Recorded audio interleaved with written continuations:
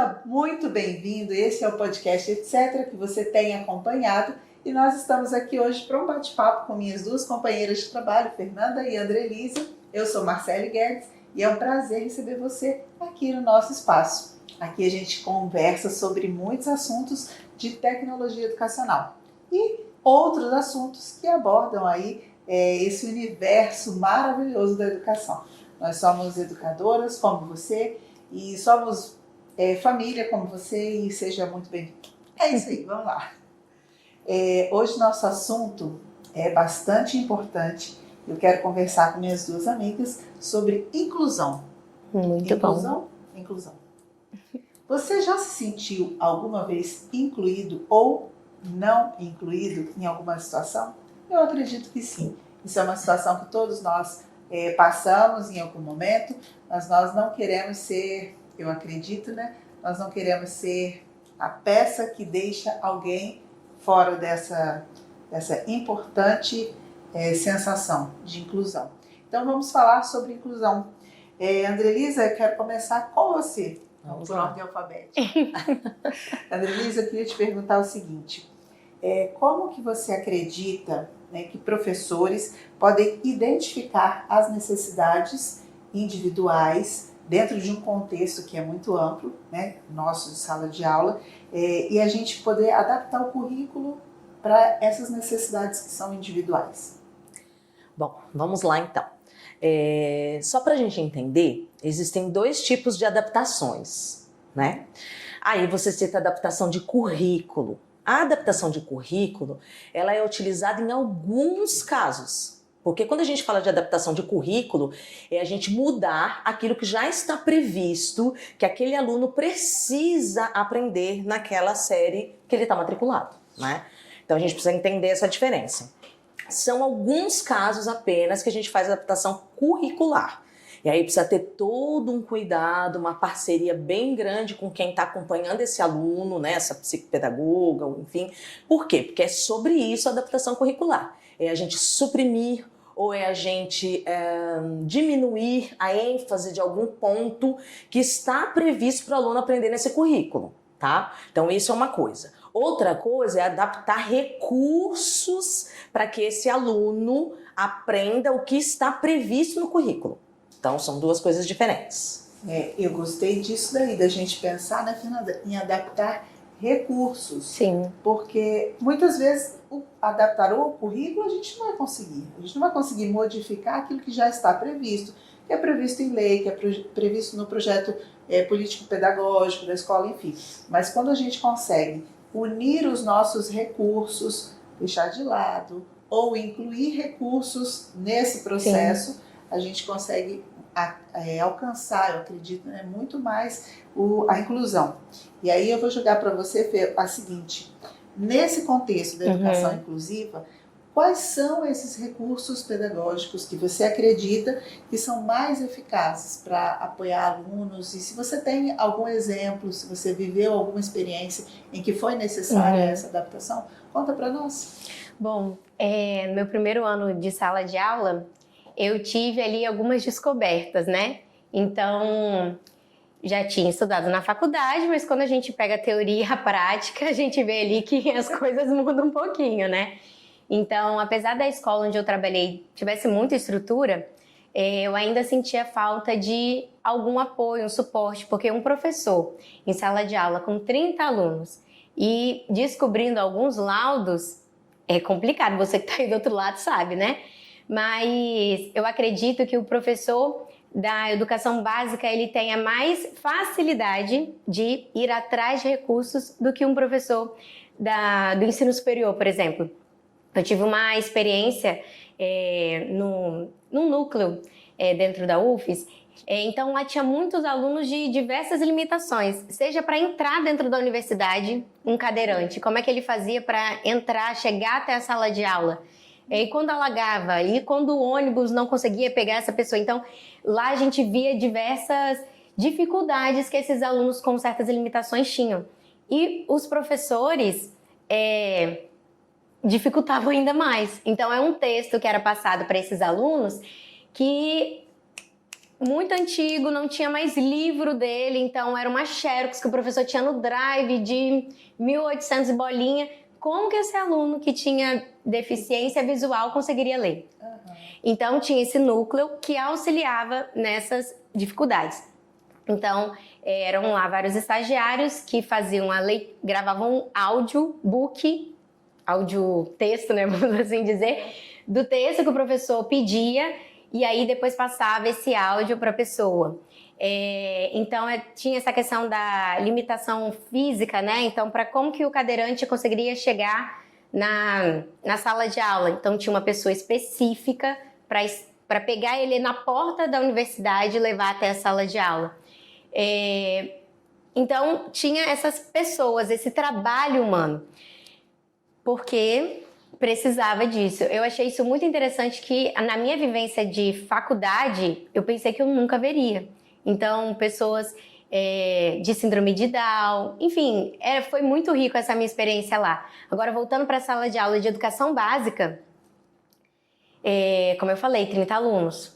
E eu tive a experiência de um aluno que eu falava, não, ele só deve ter muita energia para gastar e não está gastando direito. Então, eu falei, mãe, coloca ele no esporte. Mas ele já está no esporte. Aí eu, meu Deus, ele fica muito preso no celular. Então, talvez ele está perdendo esse senso de foco porque ele está muito tempo na telinha. Então, vamos trazer algum jogo, algum aplicativo que seja educativo, então, para ele estar usando, e não de lutinha. E aí, vamos fazer isso. E ele em sala de aula, ele não parava quieto. Ele ficava assim, ó. Se a mãe estiver me escutando, vai saber quem é. Ele não conseguia ficar de tênis na sala de aula, porque prendia ele, se sentia preso.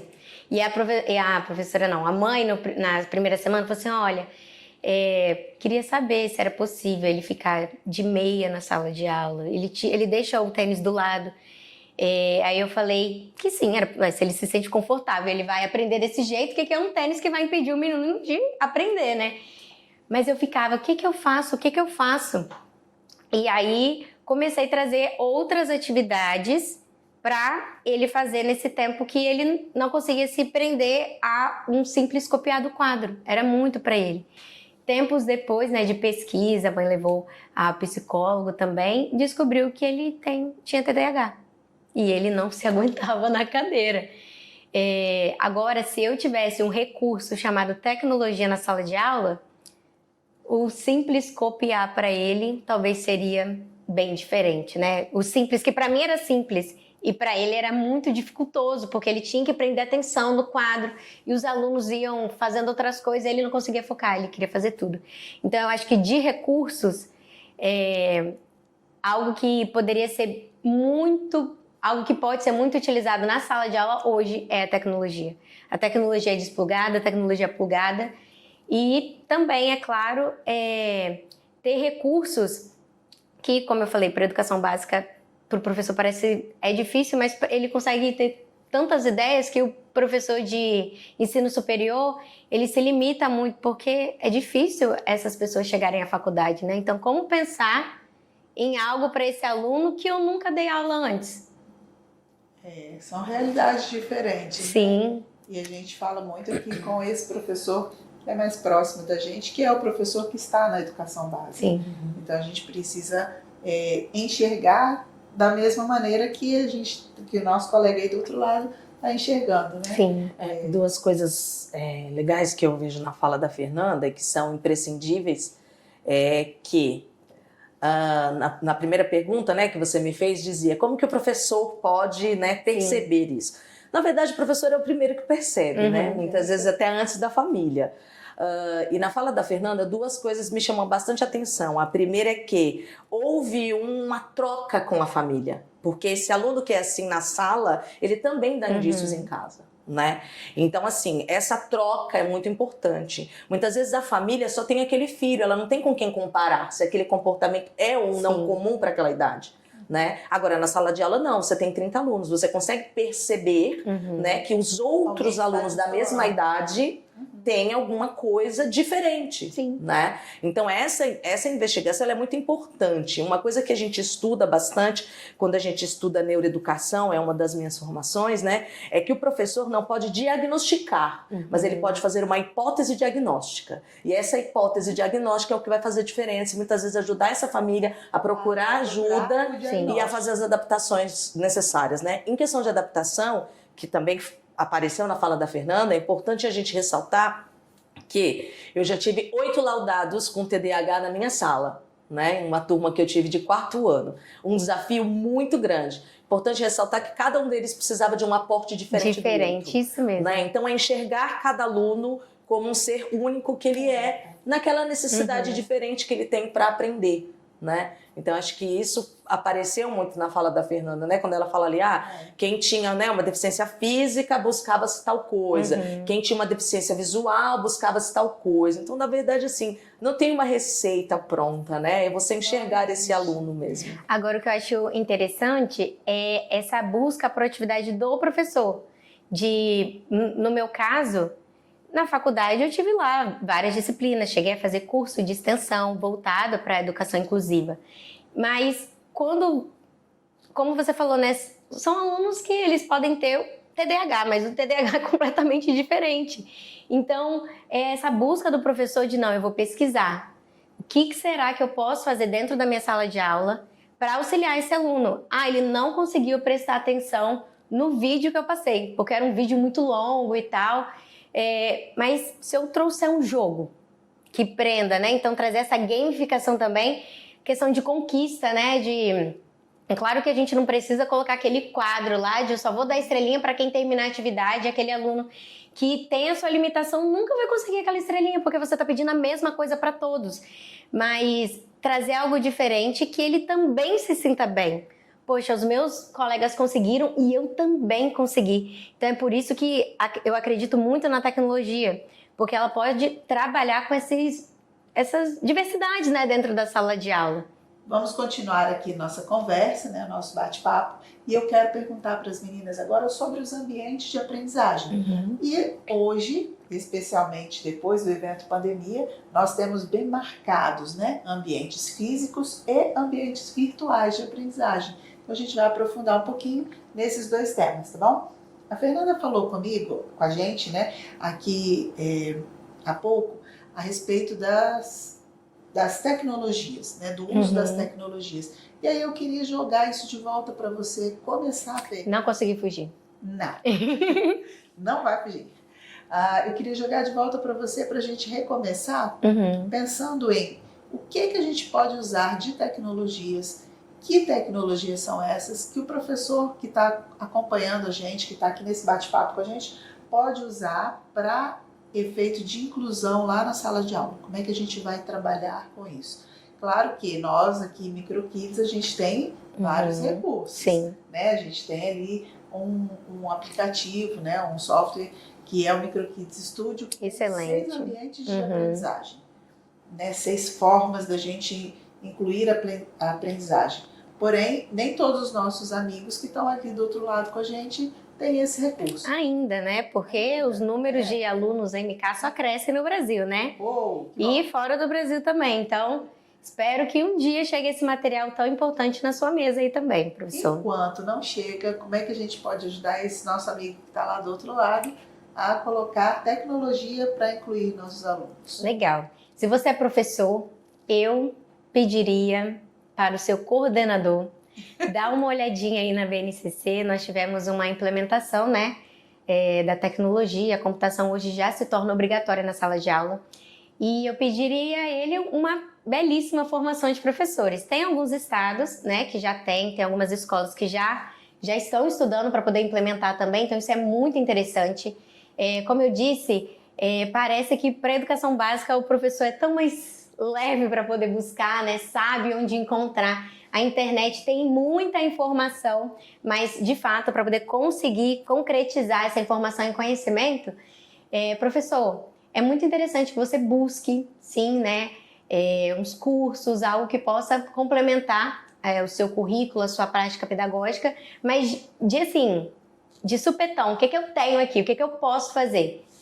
Se você tem alguma ferramenta não, perdão. Se você tem algum dispositivo tecnológico em sala de aula, seria muito interessante usar o Make-It. Mas ok, o que você tem agora, o que você pode trazer para a sala de aula? Professor, se você tem algum dispositivo tecnológico em sala de aula, eu aconselho muito o Make-It, que é uma ferramenta com vários ambientes também. Lá você pode fazer o aluno pode construir um caça-palavras, ele pode construir um jogo da memória com conteúdo que você está trabalhando em sala de aula. E conteúdo, né, tem um monte, né? Tem diversas áreas que você pode estar trabalhando. Então não é só na aula de inglês que pode ser usado, não é só na aula de português ou de matemática. Então, em diversas áreas é possível trabalhar. Tem um quebra-cabeça que o aluno faz, tem a questão da ligação, o que liga uma imagem com tal palavra. Enfim, existem várias coisas que você, professor, pode utilizar. O Scratch, que é uma ótima ferramenta para lógica de programação. Tem o Scratch Júnior, que dá para usar ali no primeiro ano, quem sabe, do ensino fundamental. E Scratch é usado até no ensino superior. Então, você, professor de ensino médio, pode começar a utilizar também o Scratch, que são ferramentas, né? Scratch também, o Make-It, são ferramentas gratuitas. É claro que toda a metodologia MicroKids, talvez, se você não tem um material, né, você não vai conseguir aplicar. Mas dentro da internet tem várias videoaulas, tem muito conteúdo que você pode estar utilizando. E é claro, né, se o aluno que já tem esse entendimento, se você traz essa proposta, quem sabe até no projeto de vida, né, trazer a proposta de utilizar uma ferramenta tecnológica, eles vão querer encabeçar e você pode usar até o ABP, Aprendizagem Baseada em Projetos, colocando seus alunos aí como construtores do conhecimento.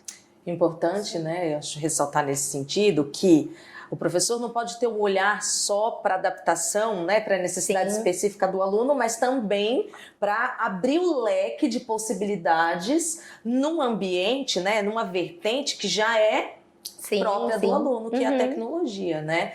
Então, a gente precisa perder um pouco desse medo, porque, como a Fernanda falou, estudei na faculdade. Quando eu cheguei lá na sala, tudo diferente, né? E isso não acontece só com a necessidade diferenciada de aprendizagem do meu aluno. Isso também vai acontecer com os recursos. Assim como eu vou ter que variar, cada aluno aprende de um jeito? Sim, e eu preciso de recursos diferentes também, né? Então, acho que o professor, ele precisa mudar esse olhar também para os recursos que ele vai oferecer para esse aluno que ele já mudou o olhar. Né? Quando a gente fala, por exemplo, do Scratch, durante muito tempo a gente se escondeu disso, né? Mas a gente fica se perguntando como é que eu melhoro o raciocínio lógico do meu aluno? Como é que eu melhoro a questão das línguas, né, das linguagens. E aí a gente tem um instrumento que você pode atrelar os objetos de conhecimento que você já está trabalhando numa ferramenta que vai potencializar o desenvolvimento do raciocínio lógico e da questão da linguagem também, né? O Scratch é uma plataforma em que o seu aluno ele pode construir um jogo.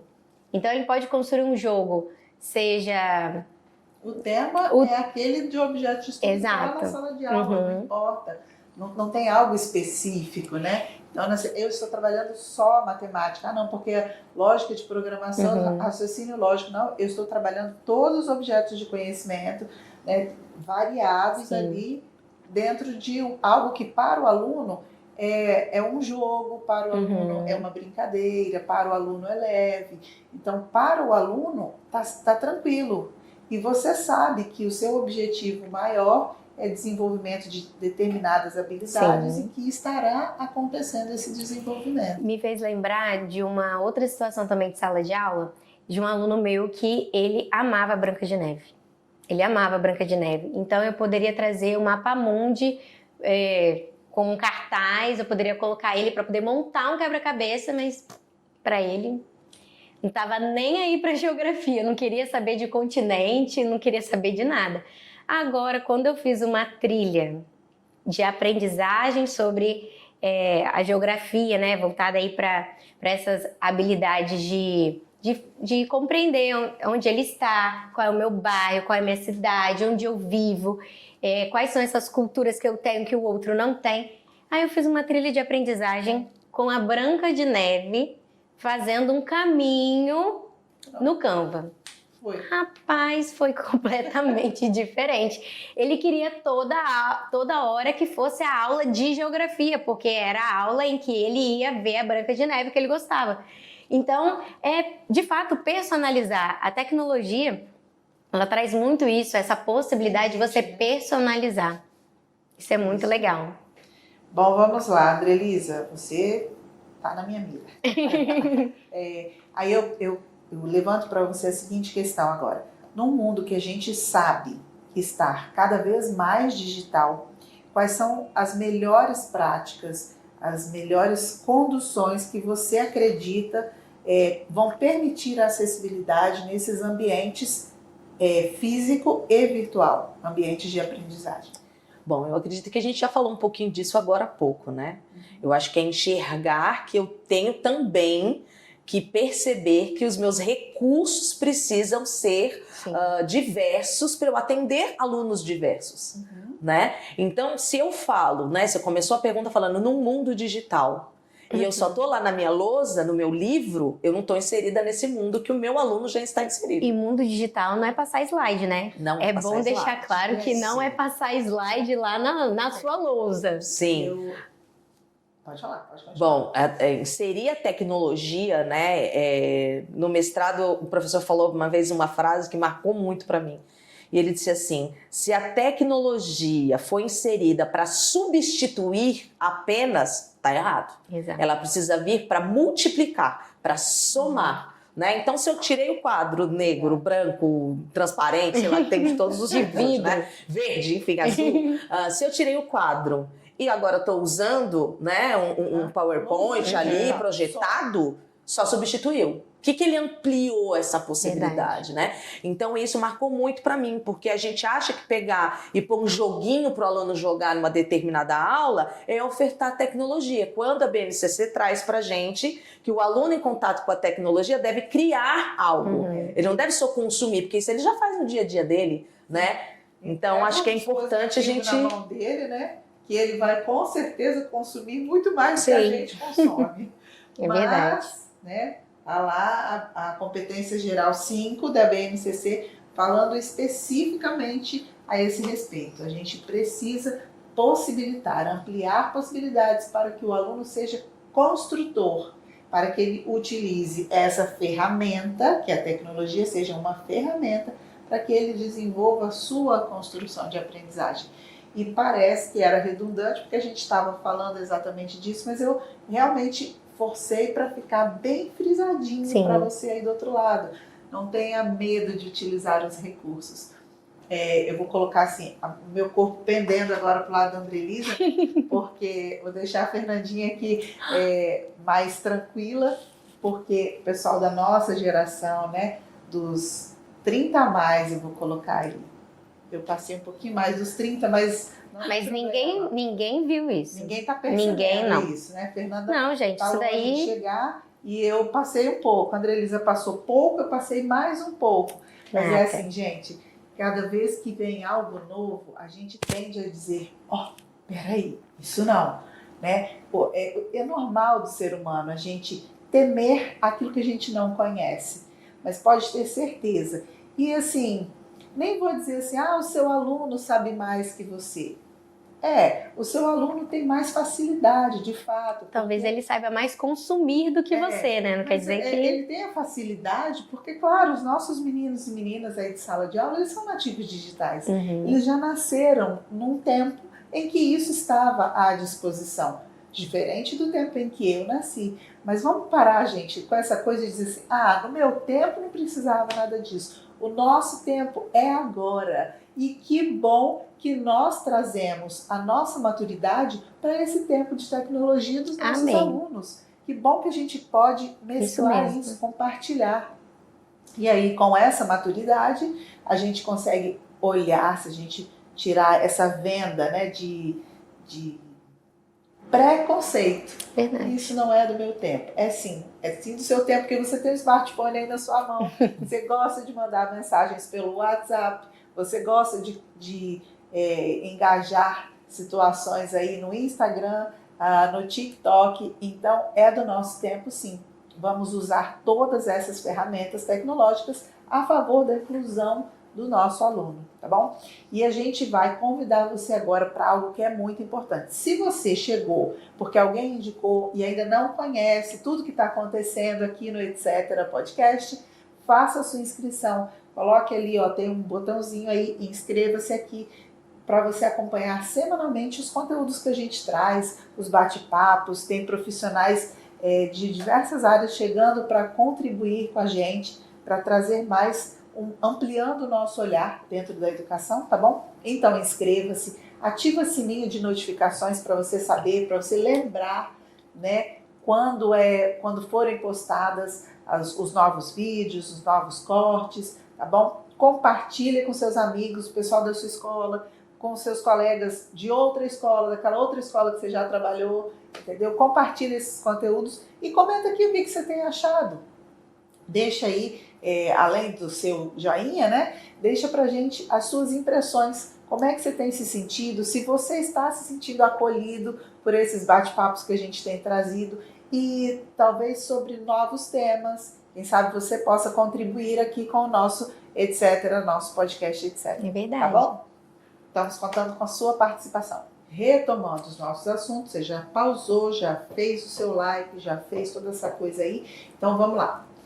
Andrelisa, eu queria que você voltasse num ponto. Quando a gente começou a nossa conversa, você falou sobre diferenças entre a inclusão através de adaptação no currículo e nos recursos. Você pode mergulhar um pouquinho mais sobre isso, por favor? Bom, vamos lá. A adaptação de recurso é a que a gente mais vê, né? É a mais utilizada e é o que a gente tem falado aqui, que precisa ser personalizada, precisa conhecer a necessidade de cada aluno. A adaptação de currículo, ela é uma adaptação que acontece poucas vezes, porque ela é recomendada quando o aluno tem alguma impossibilidade intelectual. Né? Então, no laudo desse aluno, vem mostrando que ele é limítrofe em determinadas áreas ali, né, do intelecto. Então, não tem como você ficar propondo ao aluno algo que a sua capacidade mental não consegue alcançar. Né? Então, nesses casos, são casos bem pontuais. Né? Ao longo da minha carreira, eu peguei 2 casos assim, um aqui no estado, inclusive no Espírito Santo, a gente está aqui, né? Não sei se vocês estão ligados aí que nós estamos no Espírito Santo, mas um aluno meu era daqui do Espírito Santo, e aí eles tinham um laudo muito bem feito, né? Que é outra questão extremamente importante que a gente pode explorar em outro momento, a gente vai né? explorar, falar sobre o laudo. Isso, ele tinha um laudo muito bem feito, e através do laudo, né? Junto com a psicopedagoga que o acompanhava, a gente conseguiu enxergar, né, em que ele realmente era limítrofe, que não havia possibilidade de expansão, e a gente fez uma adaptação curricular, então. Porque essa adaptação curricular, como eu citei, é você diminuir, né, as habilidades ali de um determinado objeto de conhecimento, né, você vai tornando aquilo mais palpável para aquela realidade. Agora, em se falando de adaptação, né, é um tema bem diverso, acho que talvez para um outro momento, um podcast só sobre isso. Por quê? Cada necessidade de aprendizagem diferente, né, cada transtorno, cada déficit, enfim, ele vai pedir uma série de adaptações, né, inclusive na avaliação. Então, você tem adaptações avaliativas, adaptações de currículo, de recursos, adaptações de abordagem, né? Então, você precisa conhecer muito bem cada uma, né, a necessidade do seu aluno como indivíduo, como eu já falei, e saber um pouquinho também sobre, né, o leque que a gente tem hoje, né, de transtornos, de déficits, de necessidades especiais aí de aprendizagem, para que você consiga, de fato, adaptar aquilo que precisa ser adaptado para cada situação. Né? Vou citar bem rapidamente aqui só um exemplo, um aluno com TDAH, por exemplo. Né? Ele é um aluno que ele vai ter mais dificuldades na questão ortográfica. Porque ele não é um aluno da minúcia. Você fala, eu consigo lembrar a letrinha do meu aluno. Sim, ele é um aluno que muitas vezes vai ter uma letra que a gente julga, né, mais relaxadinha. Talvez ali. O famoso garrancho. Isso, ele vai ter essa letra. Ele vai ser um aluno que esquece ali, que faz, né, bastante trocas ali. Então, essa questão ortográfica, ela não vai vir como um aluno que não tem TDAH. E aí fica, né, a pergunta, eu faço uma correção usando que tipo de parâmetro? Né? Então, inclusão é além né, de trazer ali, né? Ah, não, vou trazer para esse aqui, eu vou dar um texto que é válido, como a Fernanda falou, para esse aqui eu vou gravar o texto. Ótima adaptação. Se você tem um aluno que né, não tem deficiência visual, o áudio para ele vai ser... Mas será que é só isso? Será que eu não tenho que adaptar na hora de avaliar, levando em conta né, toda uma questão que esse aluno traz? Lá, inclusive, você falou aí só do áudio-texto, né, que eu comentei. Mas para quem tinha deficiência visual, também tinha um acompanhante. Então, esperava lá na porta da universidade, entrar até na sala de aula. Durante as atividades na sala de aula também ele ficava lá, por mais que não fosse da disciplina ou do curso dele, era um de oceanografia e estava lá no curso de pedagogia. Então, tinha toda essa estrutura. Mas em sala de aula, né? Não tem como ter alguém lá do lado desse aluno para todos os alunos. E aí, porque senão teria que, sei lá, dividir turma, né? Diminuir a turma, que não é a nossa realidade hoje, né? Sim. Mas eu gostei muito da sua fala, Andrelisa, porque me remeteu muito à minha época de sala de aula como professora e como é importante a pesquisa, a busca, porque são seres únicos, assim como aqueles que não têm laudos também são seres únicos, que talvez tenham uma dificuldade social, enfim, algo que aconteceu em relação a afeto, tem muitas coisas, né? Nós aqui, né, temos coisas que a gente trabalha junto e a gente pode auxiliar uma outra com uma dificuldade que uma outra tem. Ou se a gente não tem né, essa visão, ao invés de a gente potencializar uma a outra, naquilo que a gente é forte, potencializar, a gente pode minar, né? Verdade. Destruir aquilo que é a potência de alguém. Né? Então, essa importância é realmente algo que a gente precisa olhar, precisa falar, precisa discutir a respeito. E aí, Fê, você ia falar? Eu quero só conversar com os pais sobre a nossa hipótese diagnóstica. Não é uma coisa fácil. Né? Quem é professor sabe disso que eu estou falando, mas é necessário, né?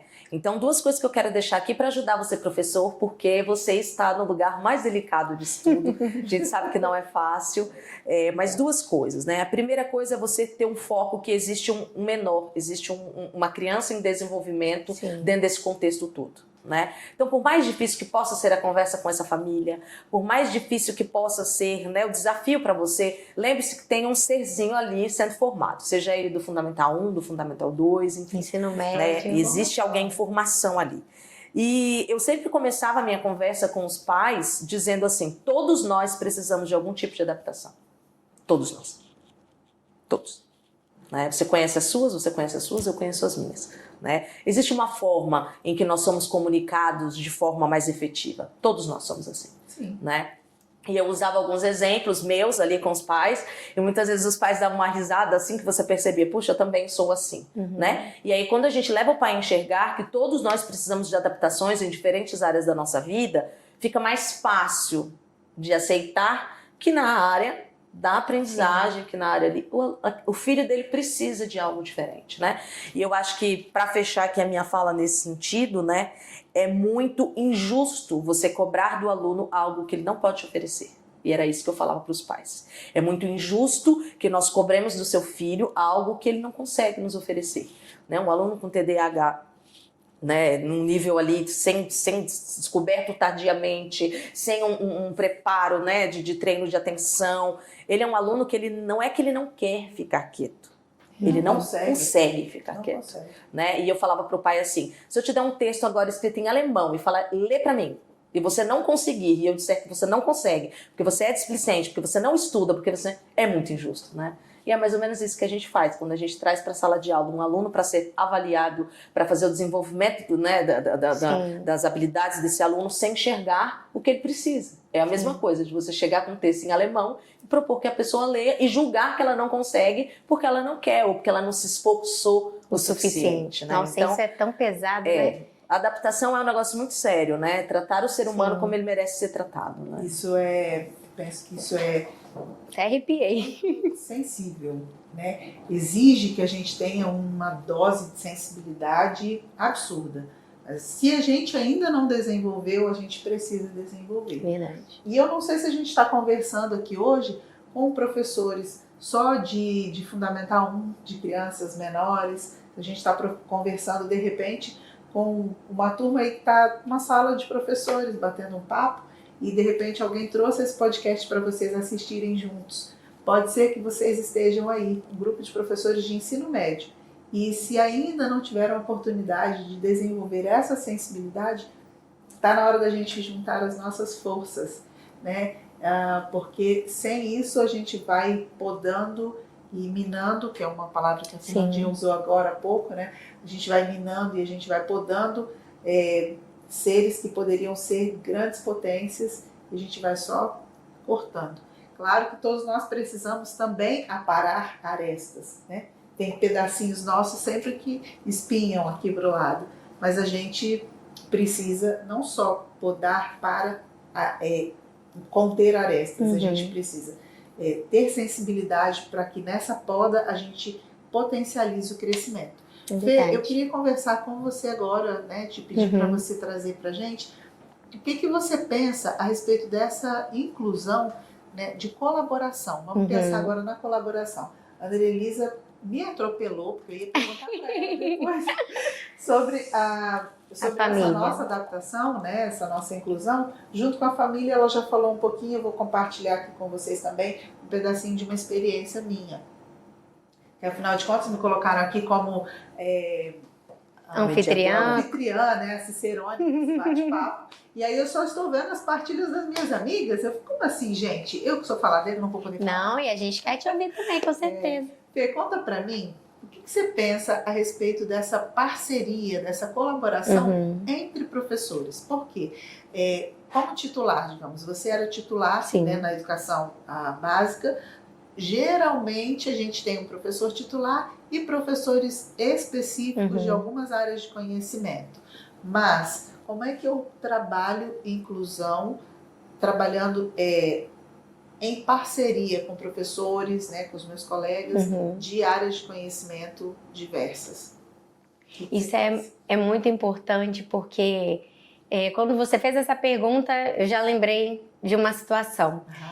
Não vou falar qual é a área do professor, mas quando eu estava em sala de aula, eu tinha um aluno que na aula de tal professor ele não conseguia ficar. Então, como que ele era avaliado? Barra pesada. Até hoje eu não sei como que ele era avaliado, né? Eu fiz as minhas brigas lá dentro, mas como que ele ia ser avaliado? Se na aula de tal professor ele não ficava dentro? Mas como saía, ficava com uma outra professora, né, que me acompanhava em sala de aula, mas na aula daquele professor o aluno não ficava. A didática que aquele professor trazia era para todos, menos para ele. Então, a parceria entre os professores é muito importante, porque se aquela área do conhecimento só parte dos meus alunos tem e outros não, talvez quando eu for dar, né, aula de algum conteúdo que eu pudesse fazer o link, aquele aluno não ia ter. Então, professores, vocês podem ter qualquer desavença entre si. Não era o meu caso, mas pode acontecer. Mas vamos tentar nos unir em prol dos alunos. Como a André Elisa falou, né, é um ser em desenvolvimento e nós somos responsáveis por isso. Nós somos responsáveis por isso. Então, vamos tentar nos unir. Algo muito interessante, né? A André Elisa trouxe aqui sobre adaptação. Gente, pensando aqui nos nossos projetos, etc., que são interdisciplinares, né? É possível trabalhar diversas áreas com um único projeto. Então, pensando aqui no nosso projeto Sucesso de Bilheteria, em que o aluno tem que construir um vídeo. E nesse vídeo, ele vai falar sobre o bullying, ou ele vai falar sobre, quem sabe, o ecoturismo, o conteúdo, o tema que o projeto que você está trabalhando lá em sala de aula. É possível unir 2 áreas, quem sabe 3 áreas de conhecimento, para que o aluno desenvolva aquele vídeo ou outra ferramenta, né? Nós temos diversos projetos. Então, professor, converse com seu colega de trabalho. Olha, nós temos tal aluno.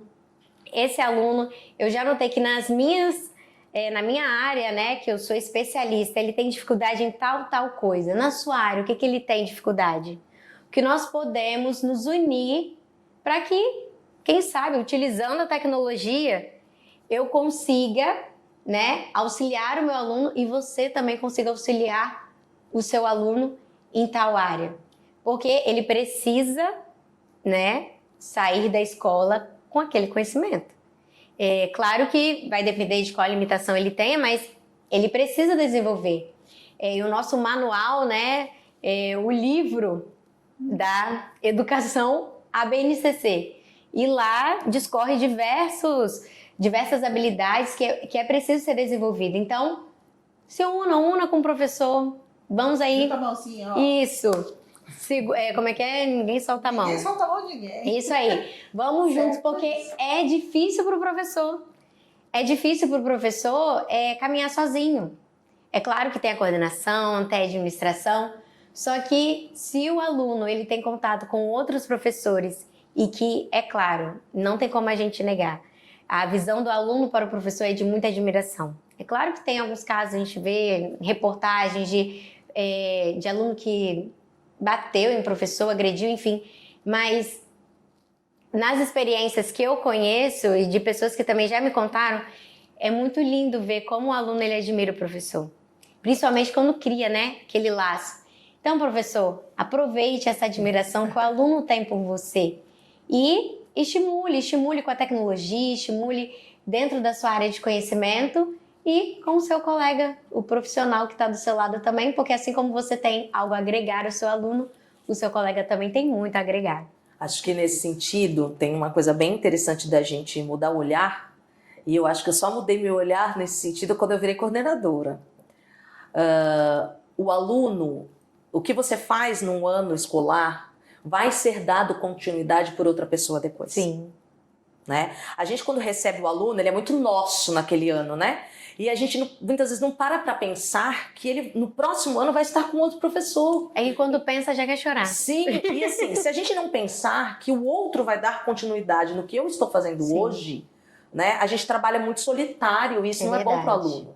Essas trocas entre professorado, elas precisam acontecer antes, durante e depois. Porque o aluno é teu naquele ano. Mas ele precisa saber como você trabalhava, né? Quando a gente fala de séries de alfabetização, por exemplo, às vezes tem professor que começa lá no primeiro ano do ensino fundamental com um método de alfabetização e o do segundo usa outro método. A cabecinha do aluno, coitado. Né? Então, assim, o aluno é teu só naquele ano. Uhum. Você precisa estar de mãos dadas com seus colegas, né? E quando a gente fala de Fundamental 2 no ensino médio, o aluno é seu 45 minutos, 50 minutos. É muito pouco, né? Então, se você não tiver essa ideia do perpassar, que o aluno vai perpassar por, né? Continuidade. Exatamente. Continuidade não fica na minha mão. Né? Eu tenho um pedacinho, só que eu recebi de alguém um pedacinho, eu continuei, Sim. e alguém vai continuar mais um pedacinho e assim. E a responsabilidade desse pedacinho, Sim. né?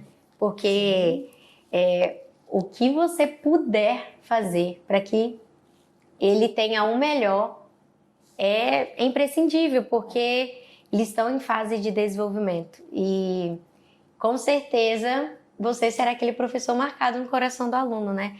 É claro que quando a gente fala de educação, sempre tem, é por amor, pedagogia é por amor, é por isso, é por missão, mas é muito além disso, né? Você conseguir dar um pouquinho de você para outra pessoa e essa pessoa ela vai levar isso para o resto da vida. Eu acho que não tem profissão que consiga fazer isso igual o professor. É bem difícil mesmo. Nós somos demais. A gente está quase encerrando. Aguenta aí. Eu vou fazer uma pergunta agora para a Andrelisa, e que é algo que, para mim, né, enquanto profissional, eu, Marcele, professora, sou a defensora talvez mais apaixonada por essa por essa dupla, né? Que eu bati bola aqui com a Fernandinha sobre a gente trazer essa união, né, entre nós profissionais. Como escola. E aí eu vou pegar essa bola e vou jogar aqui para a Andrelisa para a gente pensar na parceria de família e escola. Nós somos... como é que você vê isso, Andrelisa? Quem é que nós somos como professores? Eu vou me colocar aqui agora, né? O grupo como você aí do outro lado, como profissional.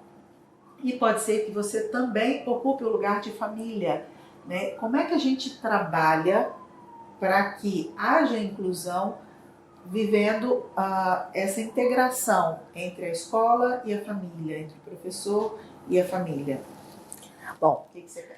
Eu penso o seguinte, há uma inclusão da família também, né? Eu acredito que no começo da minha carreira eu não era tão assim inclinada para essa visão, né? Porque eu achava assim, não, você teve o filho, foi uma escolha sua, você precisa dar conta disso, né? Quem pariu o Mateus que balance. Isso, exatamente. Acho que até pela minha história de vida, fui mãe muito nova, tal, e acredito que dei conta, né? Então eu media muito pela minha régua, né? E trabalhando com as famílias, eu fui percebendo que a família também precisa de uma inclusão, né? Muitas vezes as famílias trazem histórias diferentes, né? Então as famílias trazem necessidades de serem vistas como únicas também, né? Então, que eu diria, faz muita ou faz toda a diferença quando a família está unida com essa professora. Porque naquele ano escolar, essa professora faz parte da família daquela criança. É o que a Fernanda acabou de falar, né? O professor ainda detém um lugar muito importante, principalmente para os alunos menores. Sim. Né? E quem nunca ouviu, mas a minha mãe falou tal coisa. E qual a mãe que nunca ouviu? Mas a minha professora falou tal coisa. Não é assim, né? é de tal jeito. Exatamente, né? Então, em todos os sentidos, para alunos que têm necessidades de aprendizagem especiais ou não, essa junção é muito importante, né? Hoje a gente tem métodos de alfabetização diferentes de quando eu estava na escola, por exemplo. Então, a mãe vem com uma fala, a professora vem com outra. A gente tem formas de ensinar as operações matemáticas diferentes hoje. Então, essa interação ela é muito importante. Então, o que eu diria para você, professor? Não julgue antes de conhecer ou não julgue nunca. Né? Traga essa mãe, traga essa família, escute a narrativa dessa família. Tenta se enxergar o todo, né? Não é a vivência. Isso. E não faça julgamentos, entenda qual é o teu papel naquele ano, né? E assim, muitas vezes eu adentrei a papéis que não eram eu como professora, mas eu percebia que aquela criança, que é um ser indefeso, que depende de outras pessoas, precisava daquilo, e aquela família não conseguia ofertar naquele momento. Era obrigação da família? Era. Mas tem uma criança aqui, que daqui a pouco eu vou entregar para outra professora. Né? Então, o que eu posso fazer? Né? Comentei com as meninas no off aqui, que eu desenvolvi, na época que eu tinha vários alunos, né, com TDAH, que eu comentei aqui no começo, uma vez por semana, a gente fazia uma brincadeira na sala, um desafio, que era o desafio da mochila nota 10. Então eu olhava a mochila de todos os alunos. Vamos lá, abre a mochila, vamos ver qual a mochila que está mais organizada. Eu fazia isso por causa dos meus alunos com TDAH, porque os outros não precisavam, né? E no meio desses outros que não precisavam, eu descobri alunos que não tinham TDAH e que tinham problemas com a mochila, porque a família não conseguia dar esse aporte. Né? Então, assim, eu entendo... Não necessariamente também... Só o aluno que tem TDAH vai ser... Todo aluno que tem TDAH vai ser desorganizado. Não. Vai ter aluno que tem TDAH e consegue ser organizado. E vai ter aluno que zero vestígio, zero TDAH e é desorganizado porque tem um ambiente desorganizado, porque tem uma família que não acompanha, porque a família tem sei lá, né, suas questões. Então, a gente não pode também balizar... Todo é assim, porque aí é julgamento nosso. E a gente está querendo romper com esse limite aqui dos nossos julgamentos pessoais, que eles não precisam surgir aqui no ambiente de educação. Eles não precisam, não. Corrige, Marcelo. Eles não podem. A gente não pode trazer os nossos julgamentos pessoais para esse ambiente, porque daí a gente não consegue fazer, de fato, essa inclusão. E a questão também a questão do conhecimento também, né? Quando os pais entendem que o meu filho ele faz isso por conta daquilo, então eu vou ajudar o meu filho, eu vou ensinar ele a criar estratégias para que ele possa viver melhor. Porque a gente fala, porque ele não prestou atenção no que eu disse, eu tive que repetir várias vezes, ele começou, ele não terminou. Mas por que será, né? Por quê? E o aluno, ele também se sente frustrado, porque ele escuta, né, essa narrativa sempre, você não consegue, você faz isso, você... Tudo o não. Então, isso também influencia negativamente a criança, né? Então, quanto mais os pais buscam também, né, ter essa parceria com o professor e até com especialistas da área, vão conseguir fazer com que esse desenvolvimento do filho, não só do aluno, possa ser, não vou dizer perfeito, né, mas o melhor que funcional para aquela criança, funcional. né? Na verdade é difícil para os dois, né? É difícil para a família aceitar e que eu tenho um filho com uma necessidade diferente, né? E é difícil para o professor também, que precisa, no meio de todo um contexto coletivo, enxergar cada aluno, né, com a sua necessidade ali. Então, assim, se acolham. Eu acho que com os dois juntos a caminhada fica menos difícil, porque fácil não é. Não adianta a gente querer, vamos pintar um, porque não é mesmo. É difícil ter, né, uma turma numerosa, com vários alunos com laudos diferentes, é um desafio, mas eu acho que a gente precisa ter uma premissa inicial. E eu sempre começava a minha fala com o pai assim: nós temos um objetivo em comum, o bem-estar do seu filho, o bom desenvolvimento do seu filho.